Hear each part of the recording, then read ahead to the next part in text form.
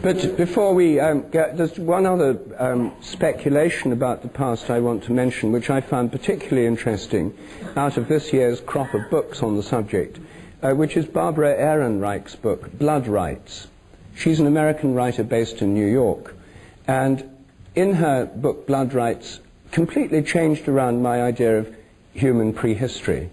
What she shows very convincingly is that our image of man the hunter striding forth onto the African savannah about 3 million years ago is, in fact, pretty implausible. Human beings were small, they couldn't run very fast, they weren't particularly strong, their tools were extremely primitive.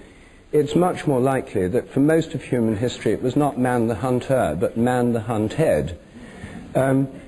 In fact, most bone remains of early hominids show the marks and scratches and tooth marks of large cats on them.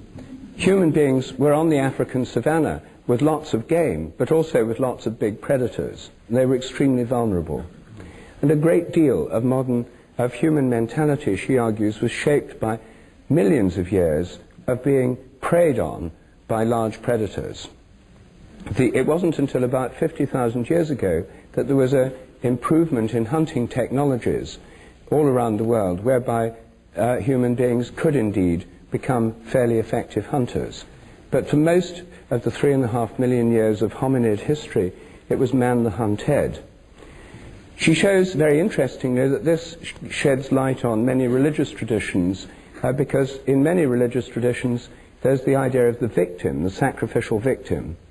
If you're a herd of wildebeest or baboons in a group out in the desert, and a predator approaches, the predators usually attack isolated members of the group, the old, the young, or sometimes the young males who are defending the group on the periphery. Those are the ones that get killed first.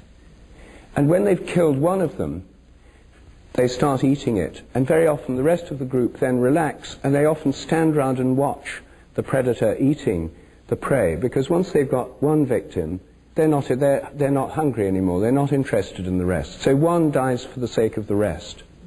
This is a simple fact of predation. And she shows that this pattern, the idea of a sacrificial victim that dies for the sake of the rest, is deeply embedded in our consciousness as an archetypal pattern based in this biological fact of predation and the fact that we were preyed upon.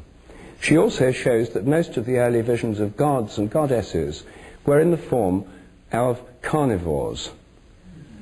Even Jehovah is a carnivore. The story of Cain and Abel, where Cain is a farmer and offers the fruit of the earth to God as a sacrifice, and Abel is a herder and offers a sheep.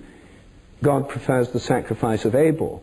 He prefers meat to vegetarian diet, and that's why Cain kills Abel. He's jealous.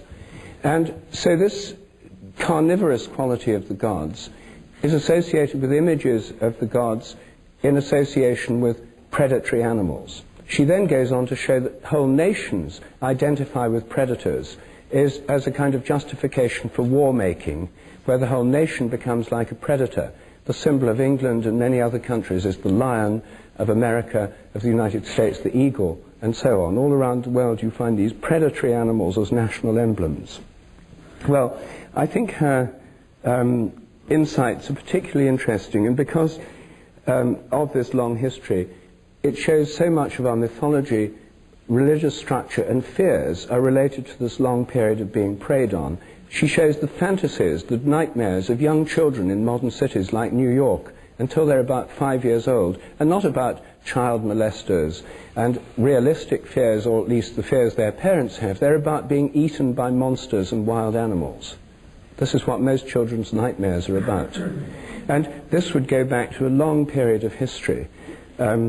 So here we have two ideas, Mythen's ideas and Barbara Ehrenreich's ideas about early human history, which would give memories. I would think of them as memories in the collective memory through morphic resonance. Jung would call them collective archetypes in the collective unconscious.